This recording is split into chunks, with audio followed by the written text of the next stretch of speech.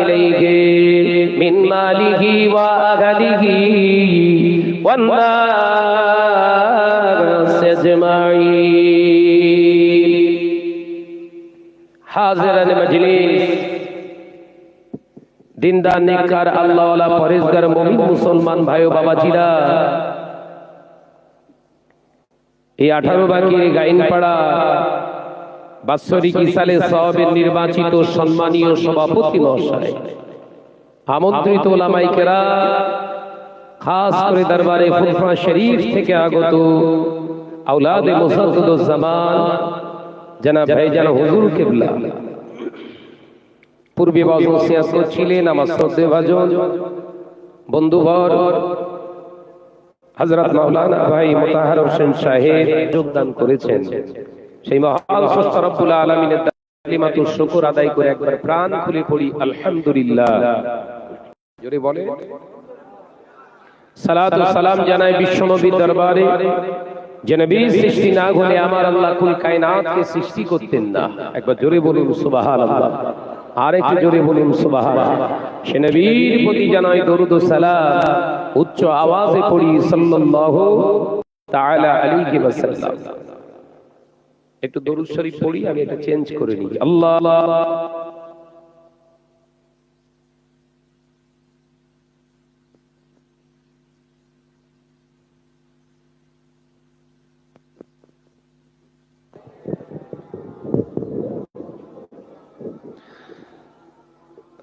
আমার নওজওয়ানেরা, যুবকেরা, ছেলেরা, বাচ্চারা,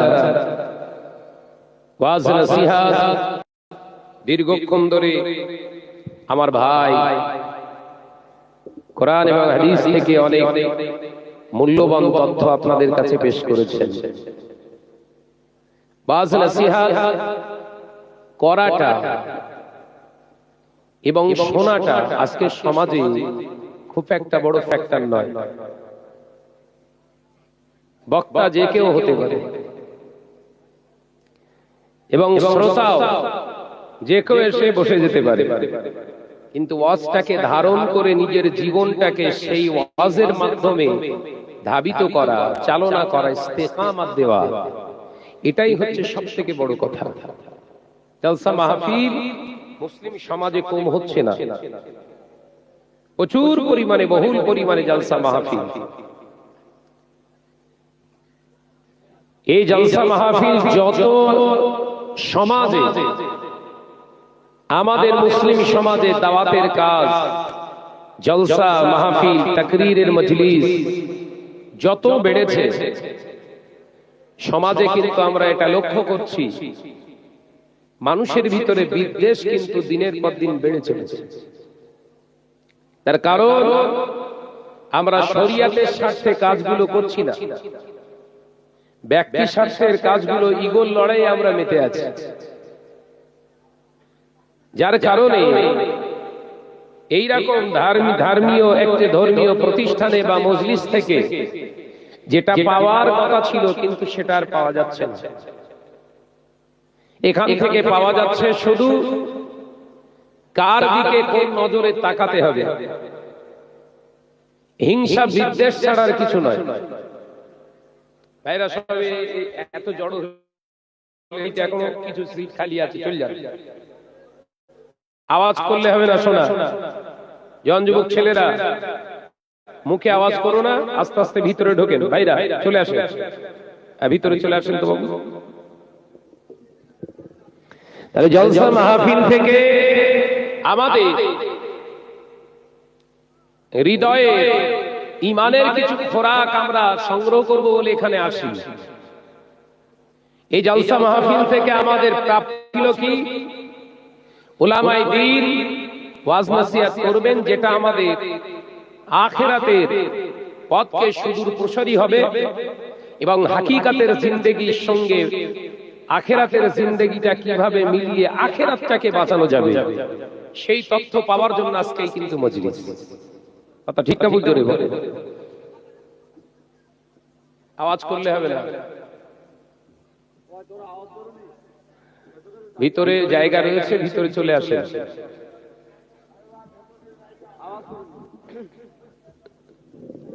কিন্তু এখান থেকে যে খোরাকটা এখন বর্তমান সময়ে চলছে, 100 জলসার ভিতরে মেজরিটি সংখ্যক জলসা মজলিসে ইমানের খোরাক, আখিরাতের পথটাকে সুদূর প্রসারী হওয়া কতটা হচ্ছে জানি না, কিন্তু মুসলমানের ভিতরে বিতর্কের দানা কিন্তু বেজেছে প্রচুর পরিমাণে। কথা ঠিক না বুঝতে বলে? ওই জন্য এই মাহফিল থেকে একটুখানি আমাদের শিক্ষা নিয়ে যেতে হবে। কোন আলেম, কোন মাওলানা, কোন বক্তা, কোন ধাঁচে, কোন প্রসেসে বক্তব্য রাখছে ওটা পরের কথা। তার কাছ থেকে আমি আমার জীবনে পাথেয় সঞ্চয় করার প্রসেসটা কতটা পেলাম এইটা নিয়ে আগে ভাববেন। আমার আখিরাতটা কি করে বাঁচবে? এখানে বসে থাকার মূল কারণ হচ্ছে আখিরাতের চিন্তা করা। কথা ঠিক না বুঝতে বলে? এবং মুসাদ্দাদুস সালাত আমিরুশ শরিয়াত আলা হযরত দাদা পীর রহমাতুল্লাহ আলাইহির এই চিন্তা নিয়েই তিনি এই মজলিসগুলো বাংলার জমিনে কায়েম করে রেখে গেছেন। বলুন সুবহানাল্লাহ। এবং এই জায়গা থেকে মানুষ দিনের রাস্তা, আখিরাতের পুঁজির রাস্তা খুঁজে পেয়েছে। একবার জোরে বলুন সুবহানাল্লাহ। এই মাইকম্যান ওকে ডাকো। আমি আয়াতে কারিমা থেকে ছোট্ট একটি 6666 কোরআনের আয়াত থেকে ছোট্ট একটি আয়াতে কারিমা তেলাওয়াত করেছি। দেখাই ছোট কিন্তু অনেক বড়, এর ফজিলত, এর মর্তবা, এর দরজা অনেক বড়। বেশটাকে কমাও, একে দিয়ে রাখো। আল্লাহ কোরআনে জানিয়েছেন, হে আমার বিশ্বাসী সম্প্রদায় বান্দারা, আমি আল্লাহ তোমাদেরকে জানিয়ে দিলাম, উদখুলু ফিস সিলমি কাফা, তোমরা ইসলামের ভিতরে পরিপূর্ণ দাখিল হয়ে যাও, প্রবেশ করো। ওয়ালা তাত্তাবিউ, তোমরা ইত্তিবা করো না, অনুসরণ করো না খুতুওয়াতিশ শায়াতিন, যে আমার অবাধ্য পথভ্রষ্ট হয়েছিল, জাহান্নামী হয়েছে, বিপদগামী হয়েছে, তার পথকে তোমরা অনুসরণ করো না। নিশ্চয়ই তাহলে তোমরা কামিয়াবির রাস্তা খুঁজে পাবে না, পথভ্রষ্ট হয়ে যাবে, জাহান্নামী হয়ে যাবে। এই আয়াতে কারিমার ভিতর দিয়ে আমাদের কিন্তু আল্লাহ একটি জায়গা পরিস্ফুটিত একদম স্বচ্ছভাবে আমাদেরকে শিখিয়ে দিলেন, ঈমান আনাটা যতটা জরুরি, ইসলামের ভিতরে প্রবেশ করাটা আরো বেশি জরুরি। ঈমান আনলেন, সেটাকে যদি আপনার জীবনে বাস্তবায়িত না করতে পারেন, ওই ঈমান নিয়ে আপনি সহজে নাজাত পাবেন না। নামাজ, রোজা, হজ, যাকাত, মসজিদ, মাদ্রাসা, আলেম ওলামা, যা কিছু হচ্ছে, আমরা যা কিছু করছি, আমরা যদি ঈমানের সঙ্গে ইসলামের ভিতরে প্রবেশ না করতে পারি, তাহলে প্রতিটা জায়গায় আমরা কিন্তু ক্ষতিগ্রস্ত হব। কারণ আল্লাহ এরপরে ইঙ্গিত দিয়ে বললেন, ওয়ালা তাত্তাবিউ, তোমরা ইত্তিবা করো না, অনুসরণ করো না শয়তানের পথকে তোমরা বেছে নিও না। এক্সাম্পল দেয়া যায়, আজকে এত বড় একটা মাহফিল হচ্ছে, এই মজলিসটায় যতটা মানুষ এখানে আমরা বসে আছি, এর থেকে ঢের মানুষ কিন্তু রাস্তায় ঘুরছে। কথা ঠিক না বুঝতে বলে? এখানে যতজন আমরা বসে আছি, এতটা আত্মবিশ্বাসের সঙ্গে বলা যায় আলহামদুলিল্লাহ, এখানে যতক্ষণ বসে থাকবেন আপনার লাইফে, এই যত সময় এখানে অতিবাহিত করছেন, একটা গোনা আপনার জীবনে আর প্রবেশ করতে পারছে না। একবার জোরে বলুন, একবার জোরে হবে না? ইসলামের ভিতরে প্রবেশ করাটা মানে আপনি গুনাহ থেকে নিজেকে বাঁচাতে পারবেন। সুবহানাল্লাহ বললেন না? ওই জন্য আল্লাহ বললেন, ঈমানদার, ঈমান আনার পরে ইসলামের ভিতরে না দাখিল হওয়ার কারণে বহু মুসলমান দাবি করেনি বলা, নামাজ পড়ে, কিন্তু তারা গুনাহ থেকে বাঁচতে পারছে না। বহু আলেম সমাজে ঈমান আনার পরেও, ঈমানের সঙ্গে ওয়াজ নসিহত করার পরেও তাদের জীবনটা খারাপিয়াত, পরচর্চা থেকে নিজের সেফ জুনে রাখতে পারছে না। পরনিন্দায় তাদের কিছু সময় অতিবাহিত হয়ে যাচ্ছে। মানুষকে খারাপিয়াত থেকে বাঁচানোর জন্য উপদেশ দেয়া যায়, কিন্তু গীবত তো করা যায় না। কারণ গীবত হলো আপনার পাথেয় সঞ্চয়ের বড় একটা দেয়াল, তুলে দেবার, কাঁটা বিছিয়ে দেওয়ার বড় একটা কেন্দ্র। কেন? বিশ্বনবী বললেন আল গিবাদু আশাদ্দু মিনাজ জিনা, যারা পরচর্চা করে, পরনিন্দা করে, এরা জিনাখোরের থেকে খারাপ। কথা বুঝতে পারছেন? বিশ্বনবী পাক জবানে জানিয়েছে, যারা পরনিন্দুক, যারা নিন্দুক হয়, এদের জীবনে ওই একটা গুনাহ জাহান্নামে যাওয়ার জন্য যথেষ্ট, দ্বিতীয় কোনো গুনাহ করা লাগবে না। এক্ষেত্রে আমরা যদি সচেতন না হই, একজন বক্তা করে নিরীহ করার চেষ্টা করুন, যদি গীবত করতে দেখেন, সমালোচনা করতে দেখেন, ওই মজলিস থেকে বেরিয়ে পড়ুন। বাঁচার একটা রাস্তা। কথা বুঝতে পারছেন না? কারণ আপনার জীবনে হয়তো জীবনে কোনোদিন জিনা করেন, সেই গুনাহ আপনার লাইফে এসে জুটবে। দেখাচ্ছে সুন্দর মজলিস, কিন্তু আপনার জীবনটা গুনায় ঢেকে যাচ্ছে, আপনি বুঝতে পারছেন। আত্মসমালোচনামূলক আলোচনা হোক, মজলিসে বসেন, নাজাতের রাস্তা খুঁজে পাবেন। একবার জোরে বলুন। এখন আত্মসমালোচনা হয় কম, পর সমালোচনা হয় বেশি, যার কারণে এই মজলিস থেকে মুসলিম সমাজ খুব একটা উপকৃত হচ্ছে বলে আমার জানা নেই। যত দরের বক্তা, ওজনের বক্তা হোক, দেখেছি আলোচনার কেন্দ্রবিন্দু নিজে ভালো, অপর খারাপ। হাকিকত তো নাকি? তাই সচেতন থাকতে হবে। আল্লাহ ওই জন্য বললেন, ইসলামের ভিতরে ঢুকে যে গেছে, তার জীবনে ওই গীবত থেকে তার জবানকে সেভ রাখতে পেরেছে। একবার জোরে বলুন সুবহানাল্লাহ। ভাইরা, যুবকেরা, ছেলেরা, বাচ্চারা, পর্দানশীনা মা ও বোনেরা, ও নওজওয়ানেরা, মুরব্বিয়ানগণেরা, ও গাইন পাক সোনামানিকেরা, আল্লাহ নবী দৌজানে বাদশা হাবিবুল্লাহকে, নবী জনাবে মুহাম্মদুর রাসূলুল্লাহ সাল্লাল্লাহু আলাইহি ওয়াসাল্লাম, নবী আমার 63 বছরের জিন্দেগি অতিবাহিত করলেন। এ নওজওয়ানেরা, মুরব্বিয়ানগণেরা, আল্লাহ নবী, যার নবী রাহমাতাল লিল আলামিন, এই 63 বছরের জিন্দেগিতে জীবনে কোনদিন একটা মিথ্যার আশ্রয় তিনি গ্রহণ করেন না। একবার জোরে হবে না? কত বছরে? 63 বছরের জিন্দেগিতে একটা মিথ্যার আশ্রয় নেন। এখন আমি শাহানাত যদি মিথ্যার আশ্রয় নেই, শরিয়াতের ভাষায় আমি হলাম কাযযাব। এই কথা বুঝতে পারছেন না? শরিয়াতের ভাষায় কি? আমি হলাম কাযযাব, মিথ্যুক। এই জায়গাগুলো লক্ষ্য করবেন, ছোট্ট ছোট্ট পয়েন্টেড করব। আমি বিশাল কোরআন নিয়ে আপনাদের মাথাকে খেতে আসিনি, একটি কোরআনের আয়াতের ব্যাখ্যা করার চেষ্টা করছি, বুঝে নেওয়ার চেষ্টা করব।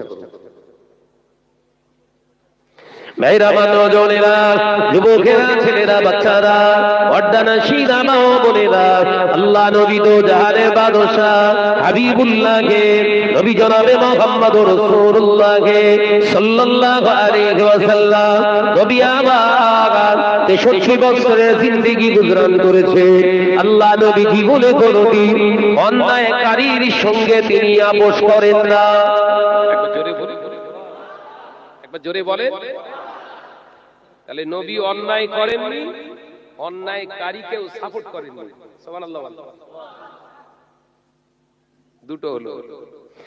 ও নওজওয়ানেরা, বুড়িয়াগণেরা, আল্লাহ নবী তো জাহানের বাদশা হাবিবুল্লাহকে, নবী জনাবে মুহাম্মদুর রাসূলুল্লাহ সাল্লাল্লাহু আলাইহি ওয়াসাল্লাম 63 বছরের জিন্দেগিতে ওই অতিবাহিত করলেন। হুজুর আমার জীবনে বিজনেস করেছেন, ব্যবসা করেছেন। আল্লাহ নবী জীবনে কোনদিন কারোর সঙ্গে, ইহুদি হোক, নাসারা হোক, বেদিন বেঈমান হোক, কিংবা নিকটস্থ আত্মীয় হোক, তার জীবনে কোনদিন, তার জিন্দেগিতে কোনদিন কোন ব্যক্তির সঙ্গে প্রতারণা করেন নাই। আল্লাহ নবী জীবনে কোনদিন কাউকে ঠকান নাই। একবার জোরে হবে না? কটা হলো? তিনটে। আমি এক একটা করে সাজাই নিলে বুঝতে পারবেন আওয়াজ। ও নওজওয়ানেরা, মুরব্বিয়ানেরা, ছেলেরা, বাচ্চারা, পর্দানশীরা, মা ও বোনেরা, আল্লাহ নবী 63 বছরের জিন্দেগি গুজরান করেছেন। দয়ার নবী রাহমাতাল লিল আলামিন হুজুর এই 63 বছরের জিন্দেগিতে অপর কোন ব্যক্তির জীবন নিয়ে, আল্লাহ নবী ব্যক্তিগত তাদের জীবন নিয়ে পিছনে সমালোচনা করেননি। পাশাপাশি 63 বছরের জিন্দেগিতে সমালোচকের পাশে তিনি বসেননি। একবার জোরে হবে না? কটা হলো? সমালোচনা করেননি এবং সমালোচকদের পাশেও বসেননি। ইভেন তানার যদি আহলিয়াও সমালোচনা করতে চেয়েছে, রাসূলুল্লাহ সরাসরি বাধা দিয়েছে, যদি এই মুহূর্তে না বন্ধ করো, ইস্তেগফার করো, তাহলে আমি রাসূলুল্লাহ ঘর ছেড়ে চলে যাব। সুবহানাল্লাহ বলেন। আর আমরা মজা মেরে শুনি, বল না তারপর কি ইন্টারেস্ট? এর কারণ হলো কি? দিনের ভিতরে পরিপূর্ণতা না লাভ করার বড় আলামত।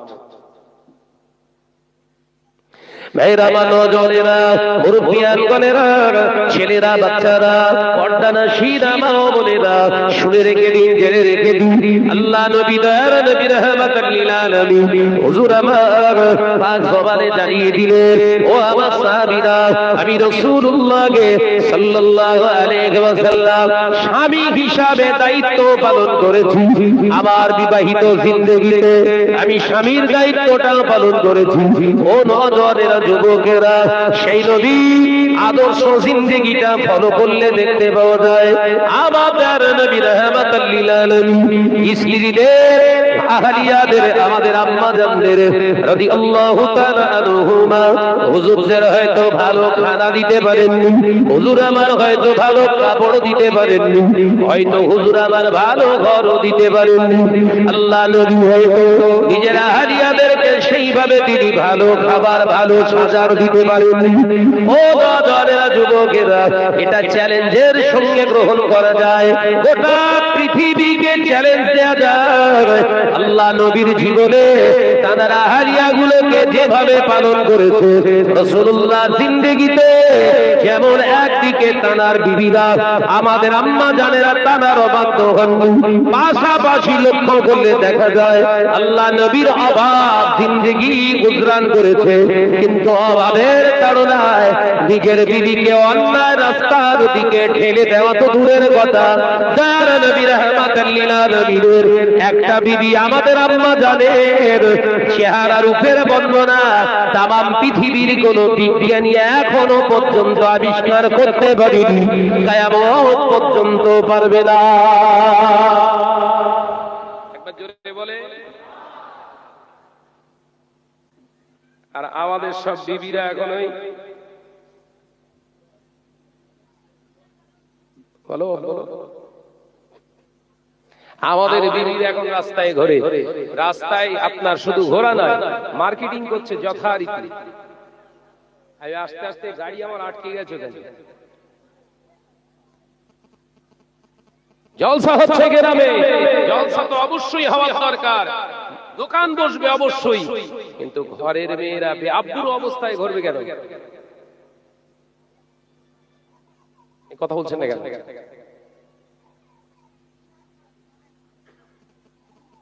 এগুলোর কারণ দিনের ভিতরে প্রবেশ পরিপূর্ণ না হওয়ার লক্ষণ। কথা মাথায় ঢুকছে? আমি শাহনাজ নিজের স্ত্রী আহলিয়াকে হেজাবে আপনার শরিয়াতের পাবন্দি করতে গিয়ে যদি একগরে হয়ে যায়, এই লক্ষ্যে আমি আর স্ত্রীকে কিছু বললাম না। কথা বুঝাচ্ছেন না? কারণ স্ত্রী হয়তো হতে পারে আমার নামে কেস করতে পারে, এলাকার মেম্বার প্রধান হয়তো বিচারে বসবে, আমারে ঝাড় দেবে, কিংবা পেটাবে, দরকার নেই, ওর কাজ করুক, আমি আমার কাজ করি। এটা মুসলমানের অস্তিত্ব দিয়ে বেঁচে থাকা না। তোমার কাছে দুনিয়ার বাড়ির থেকে, দুনিয়ায় লাঞ্ছিত হওয়া থেকে তোমার সবথেকে বড় ভয় হওয়ার দরকার ছিল আখিরাতে আমি ফেঁসে যাই। এই বিবির কারণে আখিরাতটা না আমার ধ্বংস হয়। ইমানের হালাতটা যেরকম, গায়ে হাত বুলিয়ে যেভাবে চলা যায় চলো, এই কথা বলছেন না কেন? এটাই তো হাকিকত নাকি?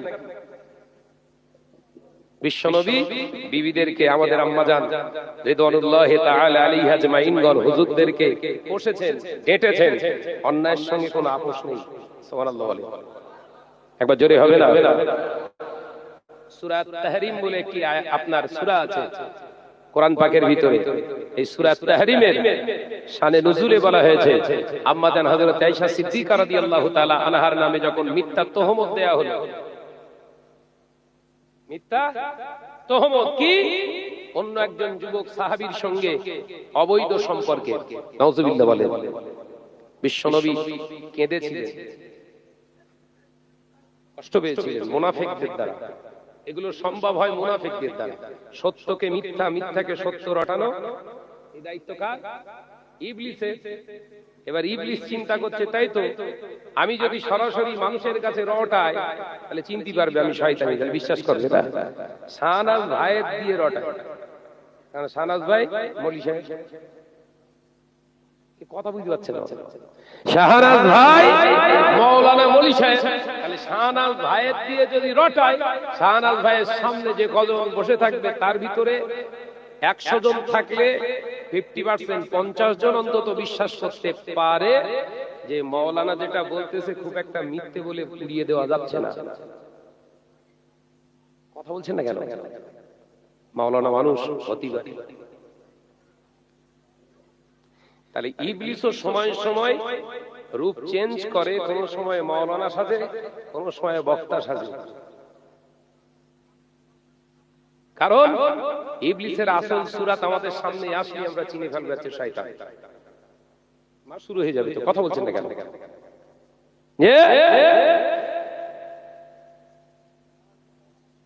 তাই এই সাধারণ মানুষগুলোর ঈমানগুলোকে হারা করতে গেলে ইবলিস আল্লাহর কাছে চেয়েছিলেন আবার হাজার হাজার বছরের ইবাদতের ফসল আপনি যখন জাহান্নামী ঘোষণা করেছেন, তাহলে আমার যাজা দিতে হবে, প্রতিদান তো আমার লাগবে।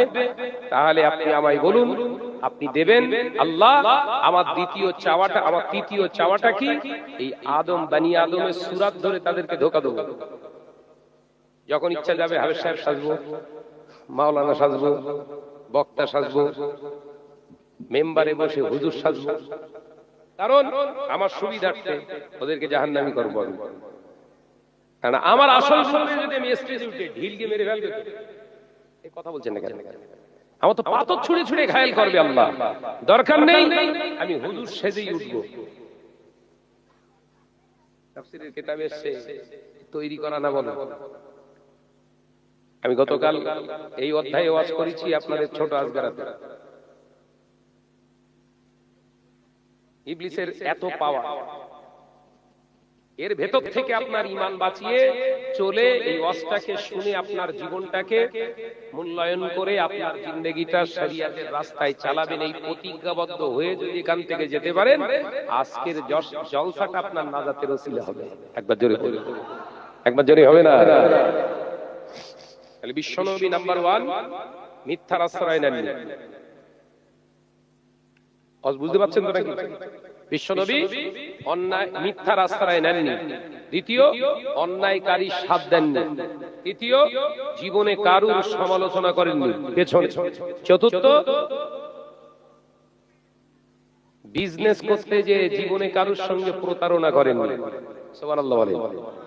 পঞ্চম, অনেকগুলো আহলিয়াদের নিয়ে ঘর করেছেন, আহলিয়াদের ঠিকমতো খেতে দিতে পারেননি, কিন্তু নবীর শান আল্লাহ পাক এত বাড়িয়েছেন, ওই নবীর বিরুদ্ধে কোন বিবির এলিগেশন ছিল না, কোন অভিযোগ ছিল না, কোন রকম তার বিরুদ্ধে অভিযোগ ছিল না। খেতে দেননি ঠিকমতো, পড়তে পারেননি ঠিকমতো, কিন্তু নবীর বিরুদ্ধে তারা কথা বলেননি। পক্ষান্তরে অভাবের তাড়নায় ঘর থেকে ছিটকে বেরিয়ে গিয়ে বিহায়াপনা, হল্লোড়পনা করেছে। এরকম পৃথিবীর কোন ব্যক্তিত্বের ক্ষমতা নেই রাসূল পাকের আহলিয়াদেরকে আমাদের আম্মাজানদের চেহারা রূপের বর্ণনা দিতে পারে। এটাই ছিল আমার রাসূল। একবার জোরে বলেন, একবার জোরে বলেন সুবহানাল্লাহ। এই জীবন আদর্শ নিয়ে যদি আমরা চলতে যাই আজকের যুগ সংরক্ষণে, আমাদের উপরে অনেক বালা, অনেক রকমের ঝামেলা, অনেক রকমের ফাসাদ আমাদের উপরে চাপিয়ে দেওয়া হবে। তবে ঈমানটা যদি আপনার মজবুত থাকে, শত ধাক্কা আপনাকে এক চুল পরিমাণেও হেলাতে পারবে না, কারণ সত্যের সঙ্গে আল্লাহ পাক সদা সর্বদা। একবার জোরে বলুন, একবার জোরে হবে না সুবহানাল্লাহ। এই জায়গা থেকে আমাদের শিক্ষা নিতে হবে। এই যে ঈমানের উপর ইস্তেকামাত দিয়ে দণ্ডায়মান হয়ে সুস্থভাবে আপনার জীবনের প্রতিটা মুহূর্ত আল্লাহ এবং রাসূলের জন্য ব্যয় করছেন, এটাই আপনার ইবাদত। একবার জোরে বলুন। সেটা যদি নামাজ হয় ইবাদত, সেটা যদি রোজা হয় ইবাদত, সেটা যদি হজ হয় ইবাদত, সেটা যদি মসজিদ তৈরি করেন ইবাদত, সেটা যদি মাদ্রাসা চালান ইবাদত, সেটা যদি আপনি এমনি করে দান সদকা করেন সেটাও ইবাদত। কিন্তু সেই জায়গা থেকে যদি আপনার ঈমানের জায়গায় টলমান দুদুল্যমান অবস্থাতে জীবন যাপন করেন, এই ঈমান নিয়ে নাজাত পাওয়া কঠিন হবে। ভাইরা, নওজওয়ানেরা, যুবকেরা, ছেলেরা, বাচ্চারা, পর্দানশীনা মা ও বোনেরা, আল্লাহ নবী দো জাহানের বাদশাহ হাবিবুল্লাহ নবী জনাবে মুহাম্মদুর রাসূলুল্লাহ, সকলে বলি সাল্লাল্লাহু আলাইহি ওয়াসাল্লাম। আল্লাহ নবী বললেন, আমার নবী পাক জবানে জানিয়ে দিলেন, মান ক্বালা লা ইলাহা ইল্লাল্লাহ ফাদাখালাল জান্নাহ। হে আমার সাহাবীরা, আমি নবী জানিয়ে দিলাম যে একবার জবান দিয়ে কলেমা পড়বে, নেই কোনো মাবুদ আল্লাহ ছাড়া, আমি নবী মুহাম্মদুর রাসূলুল্লাহ সাল্লাল্লাহু আলাইহি ওয়াসাল্লাম পাক জবানে জানিয়ে দিলাম, ফাদাখালাল জান্নাহ, অবশ্যই সে আল্লাহর দয়ার জান্নাতে যাবে। একবার জোরে হবে না? একবার কলেমা পড়লে জান্নাত নসিব হবে আপনার। ওর কলেমা একবার বিশ্বনবী বলছেন, মান ক্বালা লা ইলাহা ইল্লাল্লাহ, এই জবান দিয়ে একবার বলবে, নেই কোনো মাবুদ আল্লাহ ছাড়া, আমি মুহাম্মদ সাল্লাল্লাহু আলাইহি ওয়াসাল্লাম বলছি, ফাদাখালাল জান্নাহ, সে অবশ্যই জান্নাতে যাবে। একবার জোরে বলেন। তাহলে এখানে যারা আমরা বসে রয়েছি সব জান্নাতি হবে। কথা বলছেন না কেন? বুখারীর হাদিস বলছি, বলো ভালো করে মাথায় ঢোকান। আমি আবার হাদিস তো পড়তে পারি না, সমস্যা। কথা বুঝাচ্ছেন না? সমাজে প্রচার হচ্ছে, আমি ওয়াজ করতে করতে একটা আয়াতে কারিমা, এই সেদিন এক সপ্তাহ হয়নি এখন ওয়াজ করছি, তো তোরে ওয়াজ করছি, একটা টান আছে স্পিরিটে ওয়াজ করতে করতে সূরা আল মুমিনুনের একটা আয়াতে কারিমা পড়তে যে মাঝখান থেকে মিন শব্দটা বেরিয়ে গেছে, সেইটা নিয়ে প্রচার করছে, এই দেখ হুজুর কোরআন পড়তে পারে না। কি সমস্যা বলেন? এগুলো সাধারণত কার কার? ইবলিসের কাজ। এগুলো কার কাজ? ইবলিসের কাজ।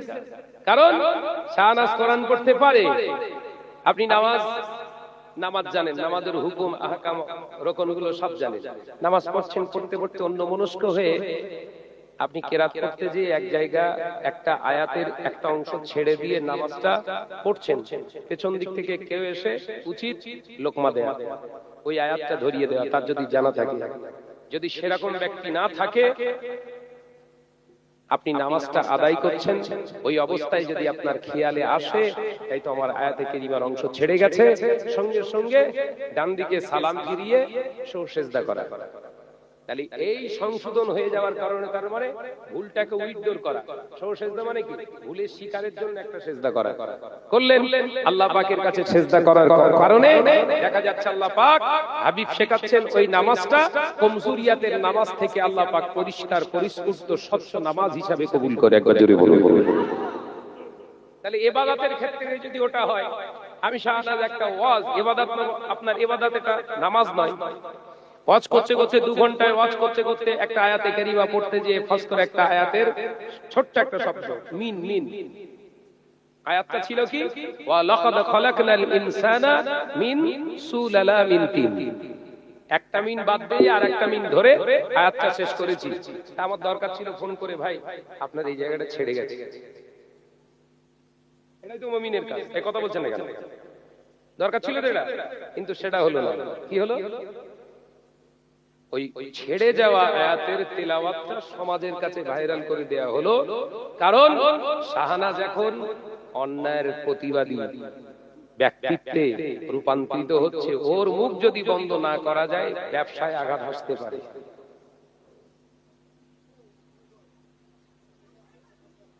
শয়তানের একটা বিজনেস চলছে তো নাকি, গোটা পৃথিবীময় শয়তানের একটা বিজনেস চলছে তো নাকি। শয়তান চিন্তা করলো যদি শাহনাজকে না দবিয়ে দেয়া যায়, আমার শয়তানিয়াত অতি শীঘ্রই ধরে ফেলবে মানুষ, তাহলে ছেড়ে দে। হ্যাঁ, আমার ভাইরা সব রেকর্ডিং করছে, কাটা কুটি ঘুরে সব দিয়েছে, হদ্দ ছাড়া ছাড়ছে যে আমার নওজোয়ান যুবকেরা শুধু ছাড়া দেয়, সাদগায়ে জারিয়া হিসেবে কাজ হচ্ছে কিরকম দেখেন। ওই আয়াতে কারিমার উপরে কমেন্ট করছে, তার নিচে এই ব্যক্তিটা কোরআন শরীফ পড়তে পারে না, এ হচ্ছে ভণ্ড, গালিগালাজ ইত্যাদি ইত্যাদি ইত্যাদি খারাপ ভাষায় উক্তি করছে। তাহলে যে ব্যক্তিটা এটা প্রচার করেছে এর নেকি হচ্ছে না গুনাহ? যদি বলেন জাহান্নামে যাওয়ার জন্য জীবনে আর অন্য কোনো পাপ কাজ করতে হবে না। রাসূলুল্লাহর হাদিস বলছি, বলো বিশ্বনবী বলছে যে শোনা কথা যাচাই না করে প্রচার করছে, শোনা কথা যাচাই বাছাই না করে প্রচার করছে, জাহান্নামে যাওয়ার জন্য অন্য কোনো পাপ কাজ তার দরকার নেই। দেখেছেন কোন জায়গা থেকে কোন জায়গায় আমাদের অবস্থান হচ্ছে। ভাইরা, নওজোয়ানেরা, যুবকেরা, ছেলেরা, বাচ্চারা, পর্দারা সিনা মা ও বোনেরা, কান খুলে শুনে রেখে দিই, আল্লাহ নবী দরবারের বাদশা হাবিবুল্লাহকে, নবী জনাবে মুহাম্মদুর রাসূলুল্লাহকে সাল্লাল্লাহু আলাইহি ওয়াসাল্লাম নবী আবার পাক জবানে জানিয়েছিলেন, ও আবার সাহাবারা, আমি নবী জানিয়ে দিলাম আমার ইসলামের ধ্বংসাত্মক রূপান্তরিত করবে, ধ্বংস করে ফেলবে পৃথিবীর কোন ইহুদি নাসারা নয়, আমি ধর্মীয় অন্য কমিউনিটি নয়, আমার ইসলামকে ধ্বংস করে দেবে এক শ্রেণীর কলেমা পড়নেওয়ালা নামধারী মুনাফিক মুসলমান। ইসলামকে ধ্বংস করবে কারা? নামধারী মুনাফিক মার্কা মুসলমান। আজকে হাকিকাতে সেগুলো কিন্তু আমরা দেখতে পাচ্ছি। সত্যটা মানুষের সামনে উদ্ঘাটন করা অপরাধ নয়, কিন্তু সত্যটা সত্যের উপরে উদ্ঘাটন করতে হবে, অতিরঞ্জিত করা যাবে না। ও নওজোয়ানেরা, মুরব্বিয়ানেরা, ছেলেরা, বাচ্চারা, পর্দানশীনা মা ও বোনেরা, আমি যে কথা আপনাদের বোঝাতে চেয়েছিলাম, আল্লাহ নবী তার নবী রাহমাতাল লিল আলামিন হুজুর আমার পাক জবানে জানিয়ে দিলেন, এমন একটা দিন আসবে, সময় আসবে যেদিনে দেখতে পাওয়া যাবে, ও আমার সাহাবারা, আমি নবী জানিয়ে দিলাম যে সময় নারীরা পোশাক পরিধান করবে, নারীরা পোশাক পরিধান করবে, দামি দামি পোশাক হয়ে যাবে দামি, কিন্তু অবাক করার কাণ্ড, ও আমার সাহাবীরা, ওই পোশাকটা পরার পরে ওই মহিলাগুলোকে উলাঙ্গিনীদের কাতারে দাঁড় করানো হবে, অর্থাৎ উলাঙ্গিনীর সমতুল্য হয়ে যাবে। আল্লাহ নবী সাহাবীদের নবী জানান, ও আমার সাহাবীরা, উলাঙ্গিনীদের সমতুল্য হয়ে যাবে, পোশাকটা দামি হবে, কিন্তু তার ইজ্জত আবরু করার জন্য পোশাক হবে না। ও নওজোয়ানেরা, মুরব্বিয়ানেরা, আজকে গায়েন পাড়ার জলসায় এসেছি, আল্লাহ পাকের অশেষ মেহেরবানিতে অবাক হয়ে যেতে হয়। এই জলসাকে কেন্দ্র করে আমাদের ঘরের মা বোনেরা, ঘরের যুবতী মেয়েরা রাস্তাতে বেরিয়ে পড়েছে, পোশাকগুলো বিরাট অত্যন্ত দামি, কিন্তু ওকে হালাল পোশাক বলে মেনে নেওয়া যায় না। ও নওজোয়ানেরা, যুবকেরা, মুরব্বিয়ানেরা, মনে কষ্ট পাবেন না, ওই পোশাকটা কিনে নেওয়ার যে ব্যক্তি, ওর বাপ হোক, ওর ভাই হোক, ওই পোশাকটা যে ব্যক্তিটাই কিনে দিয়েছে, ময়দানের মাহশারে ওই পোশাকের ওসিলায় ওকে জাহান্নামী করা হবে। ঘরের ছেলে মেয়েদেরকে পোশাক পরাবেন, সেটাও নিজের ইচ্ছায় না, নিজের ইচ্ছায় না, শরীয়তের দিকে দৃষ্টি দিয়ে আপনাকে বাচ্চাদের পোশাক কিনে দিতে হবে। ছেলে মেয়ে, এখন যদি আপনার বিবিকে আপনি বোরকা পরান আর অপরে আপনার গোটা পাড়ার লোক বলছে ওই দেয় হুজুর হয়ে, হুজুর কথা বলছেন না কেন? এগুলো সমাজে হচ্ছে না, হয় না? হ্যাঁ, সারা জীবন হই হই করে হঠাৎ করে হুজুর হয়েছে, বোরকা পরে ঘুরছে। যে ব্যক্তিটা বোরকা পরেছে এর গুনাহ হলো না, ওকে দেখে যে তাচ্ছিল্য করলো, ওর জীবনে আর অন্য কোনো গুনাহ করতে হবে না, ওই গুনার জন্য জাহান্নামে যাবে। ও নওজোয়ানেরা, যুবকেরা, ছেলেরা, বাচ্চারা, আল্লাহ নবী জানিয়ে দিলেন, মান ক্বালা লা ইলাহা ইল্লাল্লাহু ফাদাখালাল জান্নাহ। ও আমার সাহাবীরা, যে একবার কলেমা পড়বে, এই কোনো মাবুদ আল্লাহ ছাড়া, আমি নবী মুহাম্মদুর রাসূলুল্লাহকে সাল্লাল্লাহু আলাইহি ওয়াসাল্লাম পাক জবানে জানিয়ে দিলাম, সে অবশ্যই জান্নাতে দাখিল হবে। ও নওজোয়ানেরা, যুবকেরা, ছেলেরা, বাচ্চারা, যারা নবী রাহমাতাল লিল আলামিন কথা শুনে আল্লাহ নবী সাহাবী হযরতে ফারুক আযম ওমর রাদিয়াল্লাহু তাআলা আনহু বলেছিলেন, ইয়া রাসূলুল্লাহ, হাবিবাল্লাহ, তাহলে তো আমরা জান্নাতি। আল্লাহ নবী বললেন, ইনশাআল্লাহ।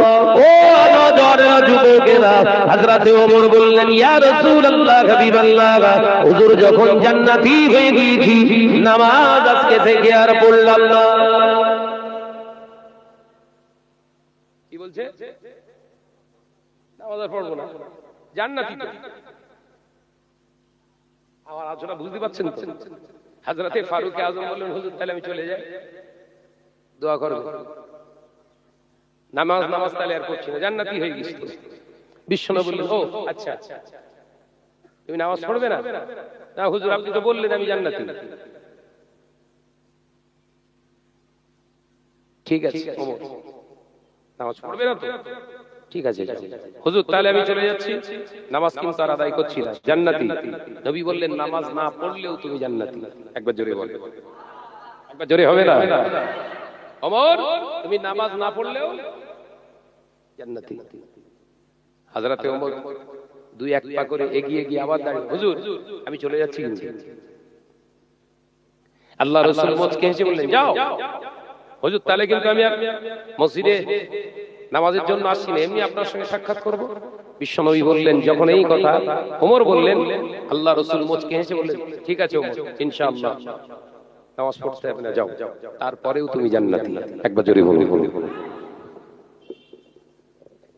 বিশ্বনবীর দরবার ছেড়ে ফারুক আযম চলে যাচ্ছেন, রাসূল পাক সাল্লাল্লাহু আলাইহি ওয়াসাল্লাম বললেন, এই আমার সাহাবীরা, ওমর চলে গেছে, নামাজ পড়বে না বলে বলো, কিন্তু আমি নবী বলছি, আজকে আসরের নামাজটা আজানের পরে পরেই শুরু করব।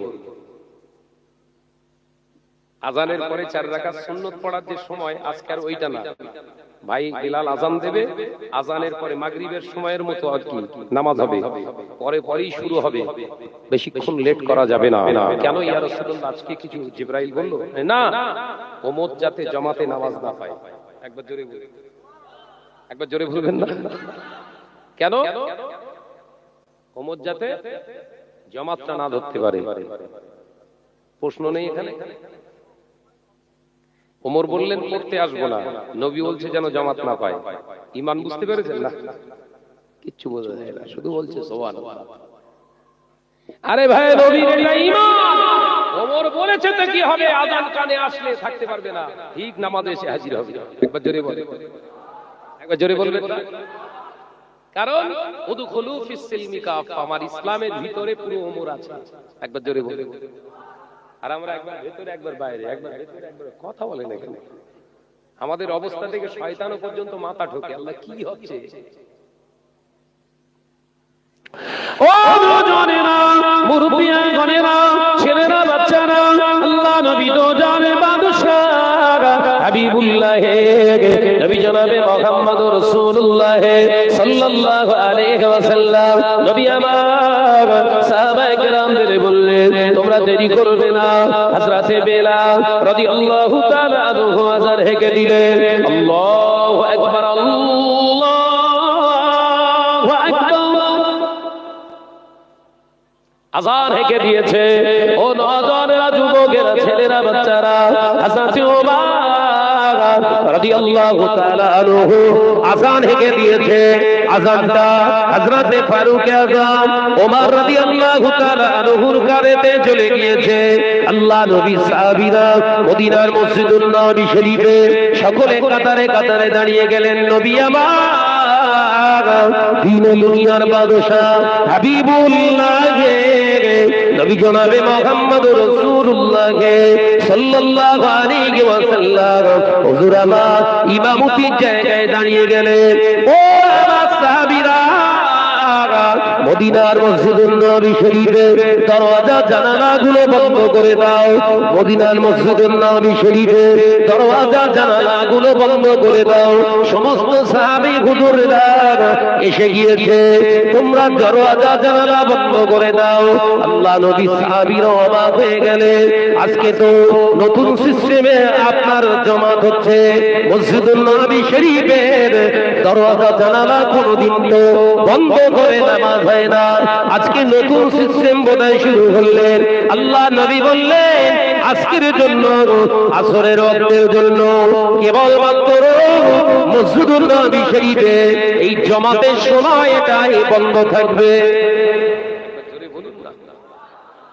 শরিয়াতের মাসালা কিন্তু আমাদের জন্য, এটা নবীর জন্য খাস ওই ওয়াক্তে, কিন্তু আমাদের জন্য শরিয়াতের মাসালা এটা ভালো করে বুঝলেন।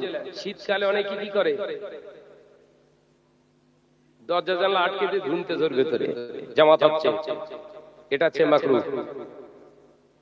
কি বললাম? মসজিদের দরজা জানালা বন্ধ করে লক করে লাগিয়ে দিয়ে নামাজ জামাতে নামাজ পড়া হচ্ছে মাকরুহ। মাকরুহ শব্দের অর্থ কি? অপছন্দনীয়, মানে পছন্দনীয় নয়। কার? আল্লাহ, কার? রাসূলের, কার? কোরআন হাদিসের। অর্থাৎ আপনাকে যদি দরওয়াজা লাগাতেই হয় এমন ভাবে লাগান যেন বাইরে থেকে দেখা যায়, তার মানে পুরোপুরি খিল লাগানো যাবে না। আলোচনা বুঝছেন তো? বিশ্বনবী সাহাবাই কেরাম রাদিয়াল্লাহু তাআলা আজমাইন শুনলেন, সঙ্গে সঙ্গে ভিতর দিয়ে রক্ত করতেছে। রাসূলের জন্য খাস,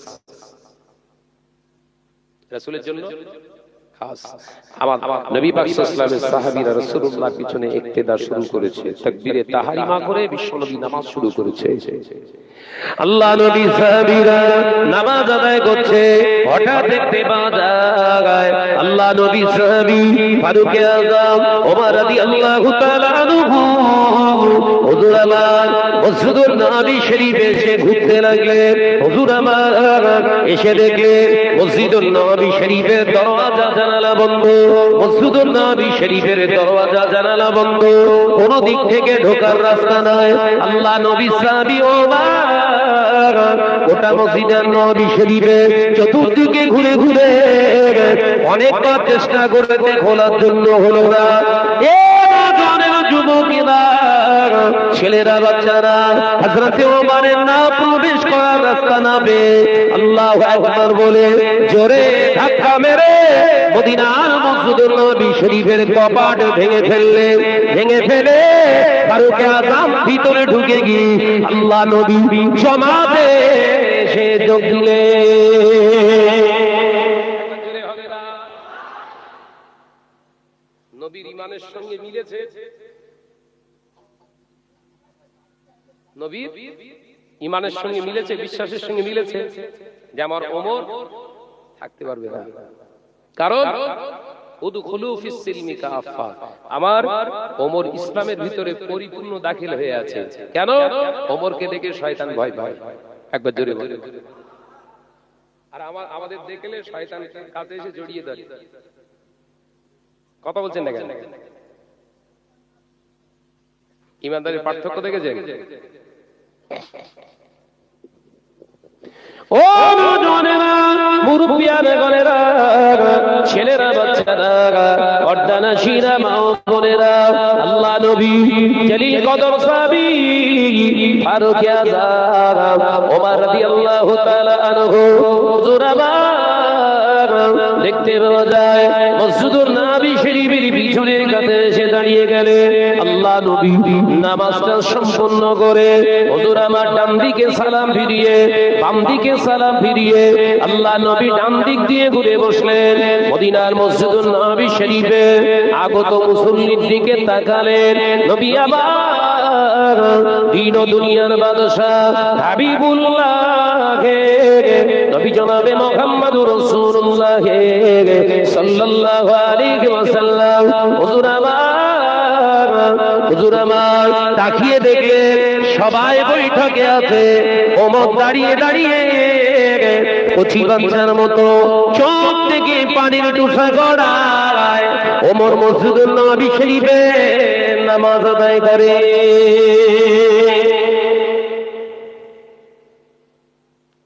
বিশ্বনবী ইশারা করলেন সাহাবায়ে কিরামদের, কেউ আওয়াজ করো না। কপাট ভেঙে ফেলেছ তো, কথা বুঝতে পারছেন না? কপাট ভেঙে ফেলার আওয়াজ হয়েছে না হয়নি? বিশ্বনবী বললেন কোন আওয়াজ করো না, ওমরের নামাজ শেষ হচ্ছে। বিশ্বনবী সাহাবায়ে কিরামদের দিকে লক্ষ্য করে ইশারা করলেন, সাহাবায়ে কিরামরা ইশারায় বুঝে যেতেন। একবার জোরে বলুন না। আল্লাহ রাসূল হুজুর আকরাম সাল্লাল্লাহু আলাইহি ওয়াসাল্লামের বেশি কথা খরচ করতে হতো না। রাসূলের জীবনের সবথেকে হাইয়েস্ট ওয়াজ খুতবা হলো 20 মিনিটের মতো। মুসান্নিফিন হুজুররা কিতাবে লিখছে বিশ্বনবীর হাইয়েস্ট ওয়াজ কত মিনিটের মতো? সবথেকে লং খুতবা দিয়েছে রাসূল 20 মিনিটের মতো। আর আমাদের 2 ঘন্টায় কুলোই না। কথা বলছেন এখানে? এটাই ছিল আমাদের নবী। একবার জোরে বলবেন না? জোরে হবে না? এখান থেকে একটা শিক্ষা আছে, হোক অল্প ওটা যেন হয় সলিড, হোক অল্প হয় যেন ওটা সলিড। ভেজাল বস্তা ভর্তি করে ঘর বোঝাই করে লাভ নেই। বিশ্বনবী হুজুর আকরাম সাল্লাল্লাহু আলাইহি ওয়াসাল্লাম ওমরের নামাজ শেষ হতেই হযরতে ফারুক আযম ওমর রাদিয়াল্লাহু তাআলা কে জিজ্ঞাসা করলেন, ওমর কাইফা, কি ব্যাপার, কি ব্যাপার, কেমন, এটা কি দেখছো? হযরতে ওমর ডুকরে ডুকরে কাঁদছে। ও সাহাবী, ও আমার ওমর, নামাজ আদায় করবে না বলেছিলে, নামাজ আদায় করবে না বলেছিলে। মান ক্বালা লা ইলাহা ইল্লাল্লাহু আদখালাল জান্নাহ, তুমি জান্নাতে যাবে। কেন নামাজ পড়তে এলে বাবা? ওমর নামাজ পড়তে এসে কেন আবার কাঁদছো? ওমর তোমাকে কেউ কি আঘাত করেছে? তোমাকে কেউ কি মেরেছে নাকি? কাঁদছো কেন? ইয়া রাসূলুল্লাহ, হাবিবাল্লাহ, হুজুর আমি ওমর নামাজ আদায় করব না বলেছিলাম, আমি ওমর নামাজ পড়ব না বলেছিলাম। ইয়া রাসূলুল্লাহ, হাবিবাল্লাহ, মদিনার মসজিদুল নবী শরীফে আমার ভাই হযরতে বেলাল যখন আযান দিয়েছে, হাইয়া আলাস সালাহ, নামাজের দিকে এসো, নামাজের জন্য এসো, নামাজের দিকে এসো, নামাজের দিকে এসো, নামাজের জন্য এসো। আমি ওমর এই আওয়াজটা কানে পাওয়ার পরে নিজেকে ধরে রাখতে পারলাম না। আমি বলেছিলাম মানব না, কিন্তু ইয়া রাসূলুল্লাহ, হাবিবাল্লাহ, আমার ভিতরটা ধাক্কা মেরে মেরে, ধাক্কা মেরে মেরে ওমরকে মদিনার মসজিদুল নবী শরীফে হাজির করে দিয়েছে।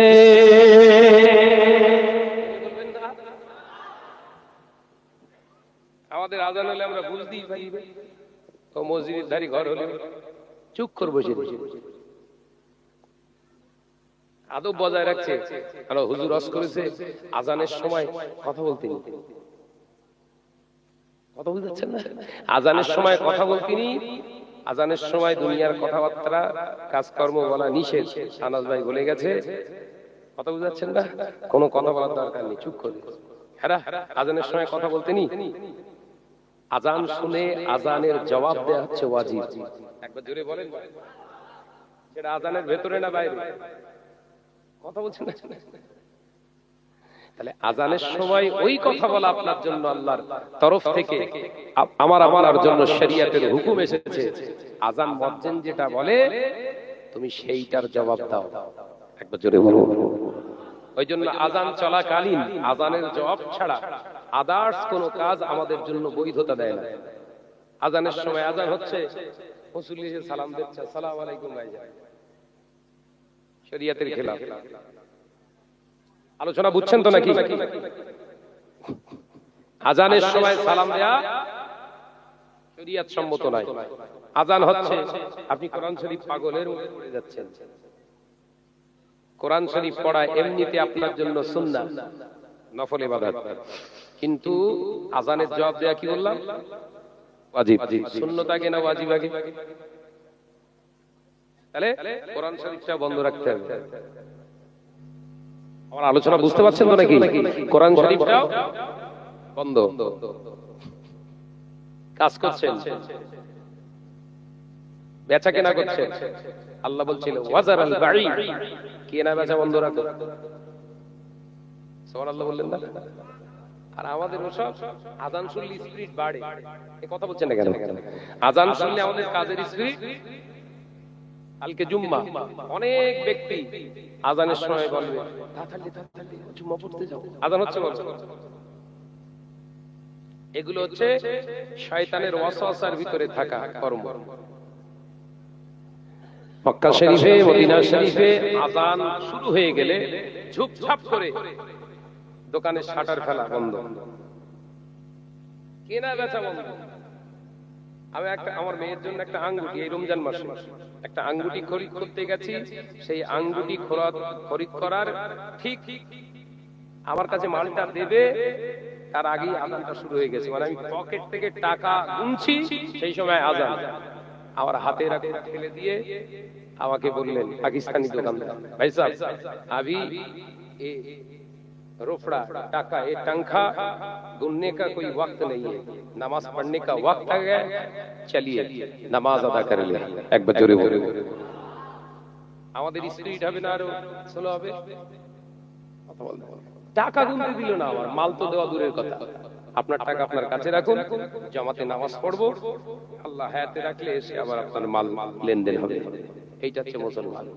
একবার জোরে বলে। আমার আলোচনা বোঝা যাচ্ছে তো নাকি? ফারুকে আজম কাঁদছে, রাসূলুল্লাহ বলতে তুমি কাঁদছো কেন?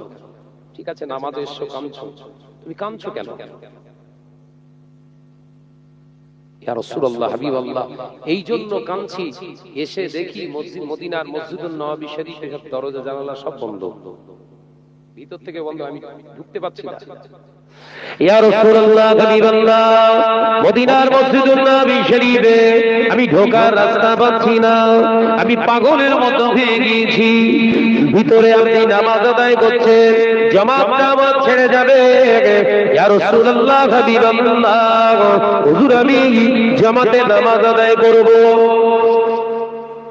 ইয়া রাসূলুল্লাহ, ইয়া হাবিবাল্লাহ, হুজুর আমি কোন জায়গা দিয়ে প্রবেশের রাস্তা পাচ্ছি না, আমি তালনাবে নিজের বিয়ার নিজেকে ধরে রাখতে পারলাম না। হুজুর বিয়াদবি মাফ করো।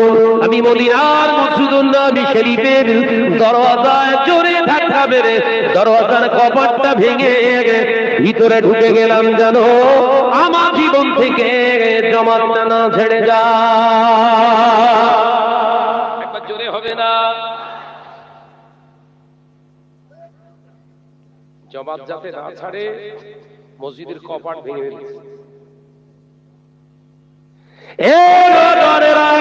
যুবকেরা, ছেলেরা, বাচ্চারা, পর্দানশীনা মা ও বোনেরা, আল্লাহ নবী দো জাহানের বাদশাহ হাবিবুল্লাহকে, নবী জনাবে মুহাম্মদুর রাসূলুল্লাহকে সকলে পড়ি আরো একবার সাল্লাল্লাহু আলাইহি ওয়াসাল্লাম। নবী আমার পাক জবানে জানালেন, ও আমার সাহাবীরা, ও আমার সাহাবারা, আমার উম্মত ইসলামের ভিতরে পরিপূর্ণ প্রবেশ করেছে, ওমর ইসলামের ভিতরে পরিপূর্ণতা লাভ করার কারণে আল্লাহ পাকের নামাজের প্রতি তার মহব্বত, আল্লাহ পাকের হুকুমের প্রতি তার খেয়াল, আল্লাহ নবীর প্রতি ভালোবাসা, আল্লাহ নবীর প্রতি মহব্বত রেখে ওমর চলছে। যার কারণে ওমর যে রাস্তা দিয়ে যায় তার উল্টো দিক দিয়ে ইবলিস পালায়। আর একটু জোরে বলুন না সুবহানাল্লাহ। ইমানের ইসলামের ভিতরে পরিপূর্ণতা লাভ করলে শয়তান আপনাকে ভয় পাবে। কে ভয় পাবে? মহাপদের সঙ্গে দরুদ শরীফ আল্লাহুম্মা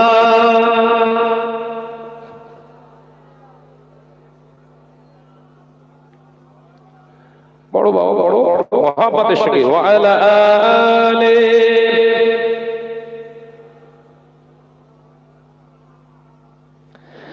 প্রাণ খুলে বলি আল্লাহুম্মা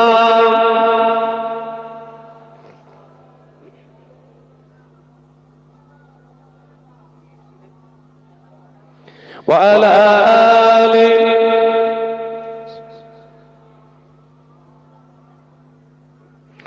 ডেকে নাও রাসূলুল্লাহ রোজা পাকের কিনারে, আমি সইতে পারি না বিরহ ব্যথা, ধন্য করো দিদারে।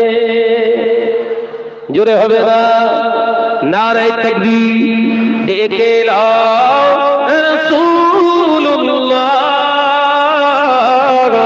রোজা পাকের কিনারে, আমি সইতে পারি না বিরহ ব্যথা, ধন্য করো দিদারে। আল্লাহুম্মা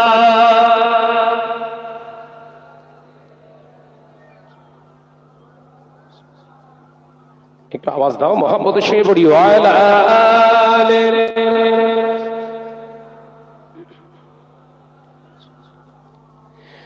নূরে উজ্জ্বল চেহারা তোমার, দেখে মন যে ভরে যায়। জোরে বলবেন না, জোরে হবে না। তোমার ওই গুম্বাদে হাজারা দেখে ঈমানও বেড়ে যায়। জোরে হবে না। দেখে নাও রাসূলুল্লাহ রোজা পাকের কিনারে, আমি সইতে পারি না বিরহ ব্যথা, ধন্য করো দিদারে। আল্লাহুম্মা পড়ো বাবা পড়ো মহাপদের সঙ্গে ওয়া আলা আলি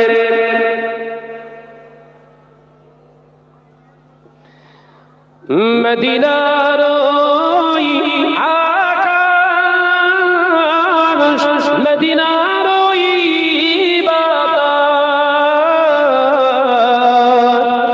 মদিনার ওই আকাশ, মদিনার ওই বাতাস, মদিনার ওই জাবালে উহুদ, তোমাকে সালাম জানা। একবার জোরে হবে না। ডেকে নাও রাসূলুল্লাহ রোজা পাকের কিনারে, আমি সইতে পারি না বিরহ ব্যথা, ধন্য করো দিদারে। আল্লাহুম্মা সাল্লি আলা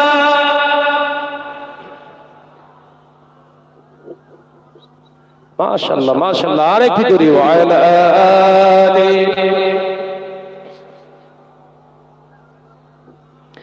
ও জোরে মুরব্বিয়া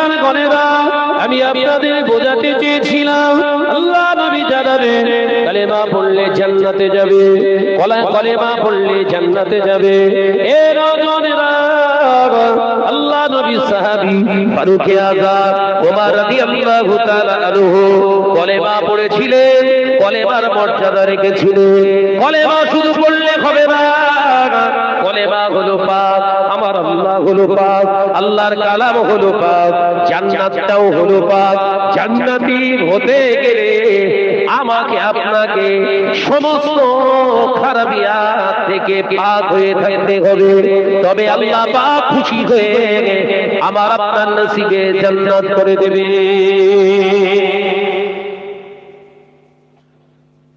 শর্ত কি? নবী হলো পাক, কোরআন হলো পাক, জান্নাত হলো পাক, আল্লাহ হলো পাক। জান্নাতি দাবিদার হতে গেলে হতে হবে বলে না পাকের কোনো স্থান নেই। কথা বুঝতে পারছেন না? যে আমার নওজওয়ানেরা, যুবকেরা, ছেলেরা, বাচ্চারা, বিশ্বনবী বললেন, ওই জন্যই তো ওমর আমি তোমাকে বললাম যাও নামাজ পড়বে না, যাও। তারপরেও জান্নাতি, কারণ জান্নাতি মানুষের খাসলাত হলো এটা, আল্লাহর হুকুমের বিরুদ্ধে আচরণ তারা করে না। একবার জোরে বলে, একবার জোরে হবে না? ও নওজওয়ান যুবকেরা, ছেলেরা, বাচ্চারা, পর্দার শিরা মা বোনেরা, আল্লাহ নবী কলেজার জালি কদর সাহাবী ফারুক আযম ওমর রাদিয়াল্লাহু তাআলা আনহু কতটা দৃঢ়তার সঙ্গে জীবন যাপন করতে মদিনার মসজিদুন নবী শরীফে আল্লাহ নবী সাহাবা কেরামদের নিয়ে বসে আছে। এমন সময় দেখতে পাওয়া যায় আল্লাহ নবীর সাহাবী একজন এসে রাসূলুল্লাহকে সালাম দিলেন, দুঃখে কেঁদে ফেললেন, আসসালামু আলাইকা ইয়া রাসূলুল্লাহ হাবিবাল্লাহ। হুজুর, আমার আব্বা জান ইন্তেকাল করেছে, আমার আব্বা জান উবাই ইবনে সুলুল ইন্তেকাল হয়ে গিয়েছে। ইয়া রাসূলুল্লাহ ইয়া হাবিবাল্লাহ, আপনার হাতে হাত দিয়ে কলেমা পড়নেওয়ালা মানুষ, আপনি কি আমার আব্বা জানের জানাজায় আপনি যাবেন না? আপনার হাতে হাত দিয়ে কলেমা পড়নেওয়ালা একজন মুসলমান, আমার আব্বা উবাই ইবনে সুলুল ইন্তেকাল হয়ে গেছে হুজুর। বিশ্বনবী বললেন, ইন্না লিল্লাহি ওয়া ইন্না ইলাইহি রাজিউন। বিশ্বনবী বললেন, ইনশাআল্লাহ তোমার আব্বা তো ইন্তেকাল করেছে, আমি তো অবশ্যই চেষ্টা করব যাবার। ব্যাস, কথাটা বলা শেষ হতে না হতে ফারুক আযম ওমর রাদিয়াল্লাহু তাআলা উঠে দাঁড়িয়েছে। ভালো করে বোঝেন, আল্লাহ নবী সাহাবী ফারুক আযম ওমর রাদিয়াল্লাহু তাআলা উঠে দাঁড়ালেন। ইয়া রাসূলুল্লাহ, ইয়া হাবিবাল্লাহ, হুজুর ওই উবাইয়ের জানাজায় আমি ওমর আপনাকে যেতে দেব না।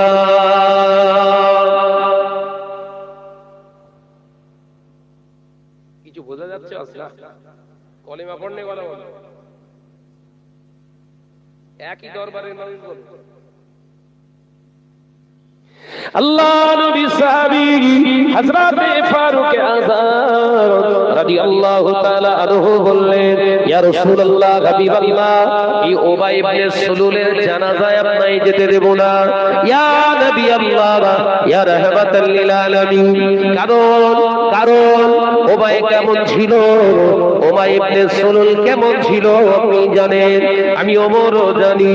ও জিহাদের ময়দান থেকে পালিয়ে আসা মানুষ, জিহাদের ময়দান থেকে পালিয়ে আসার মানুষ, আপনার পিছনে নামাজ আদায় করনে বলা মানুষ হতে পারে, আবার আপনার পিছনে সমালোচনা করাও মানুষ। আলোচনা মাথায় ঢুকছে তো? কি বলছে? আপনার হাতে কালেমা পড়নেওয়ালা মানুষ, জিহাদের ময়দান থেকে ফিরে আসা মানুষ, আবার আপনার পিছনে নামাজ আদায় করা মানুষ, আপনার পিছনে সমালোচনা করা। সব পাওয়া যাচ্ছে না?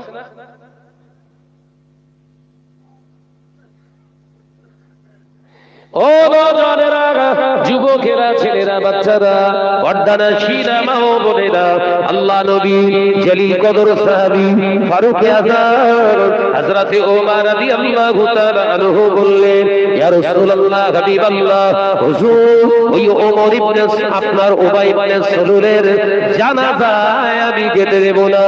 হুজুর আপনি যদি যেতে চান, আমি ওমর আমার বডির উপর দিয়ে যেতে হবে, আমি বেঁচে থাকা অবস্থায় উবাই ইবনে সালুলের জানাজায় আপনাকে যেতে দেব না।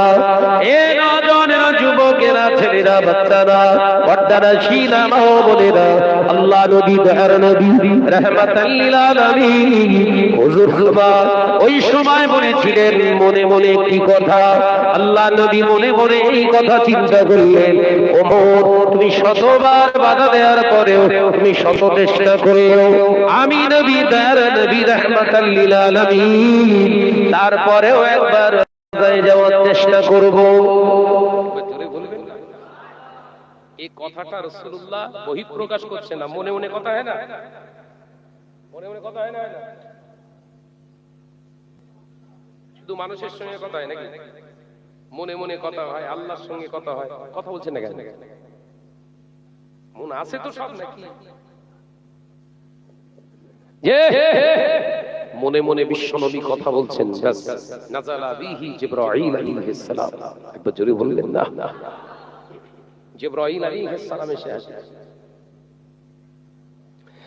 আসসালামু আলাইকা ইয়া রাসূলুল্লাহ, ইয়া হাবিবাল্লাহ। হুজুর যে কথাটা, যে চিন্তাটা ভিতরে রেখেছেন ওটা ভিতরে রাখুন। ওমরের চিন্তা বহিঃপ্রকাশ হয়েছে।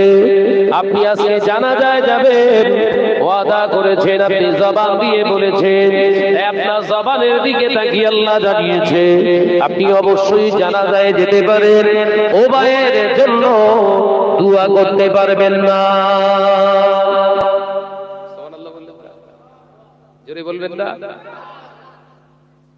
এ তো আপনি বলেছেন আমি যাব, আপনাকে যদি টোটাল নিষেধ করা হয় তাহলে আপনার ওয়াদা খেলাফ হয়ে যাবে, যাবেন আর খেলাফ। হুজুর আল্লাহ আপনাকে সমস্ত গুনাহ থেকে হেফাজত করেছে, একবার জোরে বলেন। তাই আপনি ভিতরে নিয়তটা যেটা রেখেছেন ওটাও থাক, আর ওমরেরটাও থাক।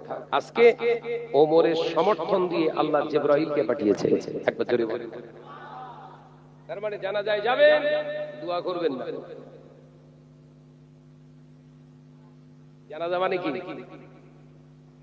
বল না রে বাবা, জানাজা মানে কি? জানাজা মানে তো মাইয়িতের জন্য দোয়া, মাইয়িতের জন্য শুধু না।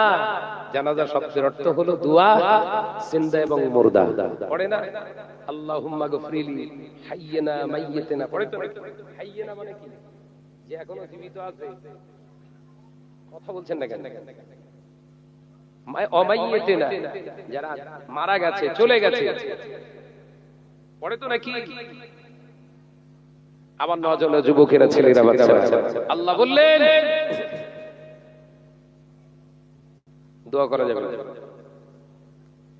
ভাই নবী সাহাবী, নবী জানাজায় যাচ্ছে, দোয়া করছে না।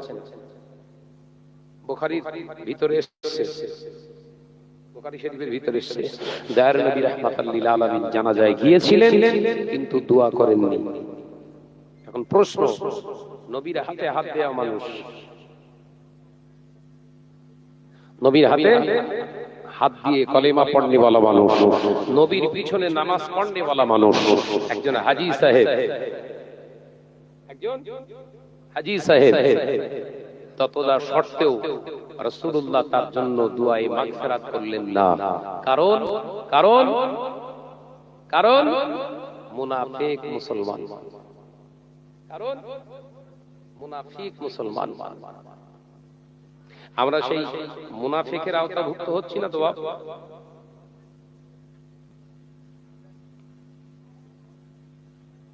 আমরা সেই মুনাফিকের আওতাভুক্ত হয়ে যাচ্ছি না তো? এই লিয়াকত ভাই ঘোরাঘুরি করছে কেন? লিয়াকত ভাই এখানে ঘোরাঘুরি করছে কেন? ও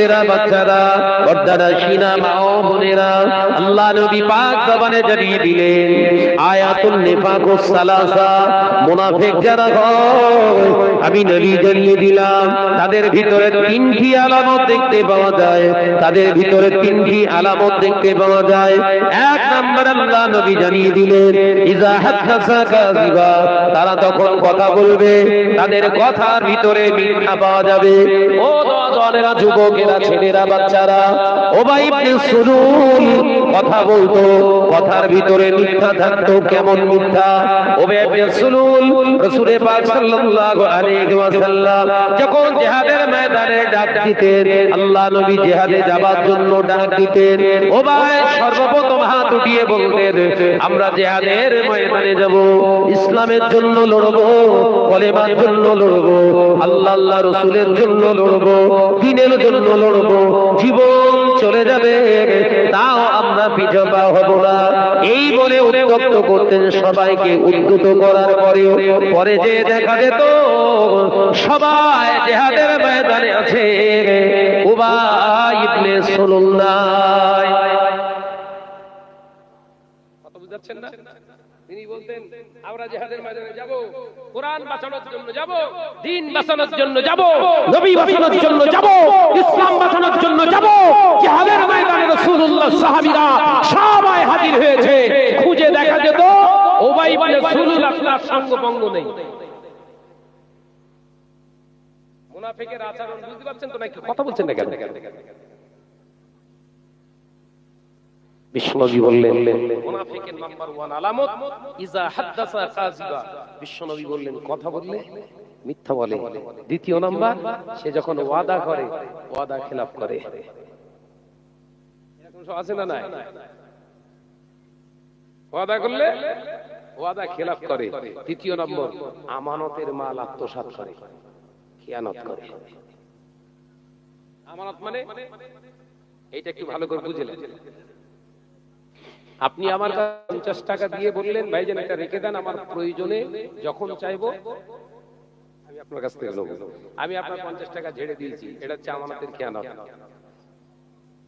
এখন আপনি বিশ্বাস করে আমাকে একটা কথা বললেন শাহনাজ ভাই জানেন আমার এই সমস্যাগুলো এরকম ব্যাপার আপনাকে বিশ্বাস করে বললাম আপনি আমার কাছ থেকে অনুমোদন না নিয়ে অনুমতি না নিয়ে তৃতীয় জনকে বলাটা আমানতের খেয়ানত কথা বুঝতে পারছেন তো নাকি আমানতের খেয়ানত দুটো হলো তৃতীয় নাম্বার আপনাকে বিশ্বাস করে আপনার স্বামী আপনাকে বিশ্বাস করে আপনার স্ত্রী আপনাকে অত্যন্ত বিশ্বাস করে একটি জায়গায় সুরক্ষিত জায়গায় রেখে গিয়েছে সেই বিশ্বাসের খেয়ানত আপনি কি করে করলেন স্বামী বলে গেলেন আমার উইদাউট পারমিশনে কারোর সঙ্গে কথা বলবেন না কি বললেন আমার উইদাউট পারমিশনে কারোর সঙ্গে কথা বলবে না আপনি একা বাড়িতে রয়েছেন ভাবি ফোনে একটু কথা বলে দিল বেগানা পুলিশের সঙ্গে আমানতের খেয়ানত কথা বুঝতে পারছেন না আর একটা আমানতের খেয়ানত কি বিশ্বাস করলেন আপনাদের বললাম ভাই এই গায়নপাড়ার মসজিদে কাজ হবে প্রায় 10 লক্ষ টাকা বাজেট সবাই প্রাণ ভরে বিশ্বাস করে আমাকে দিলেন 10 লক্ষ টাকার খরচের জায়গায় আমি 2 লক্ষ টাকা খরচ করে 8 লক্ষ ঝেড়ে দিল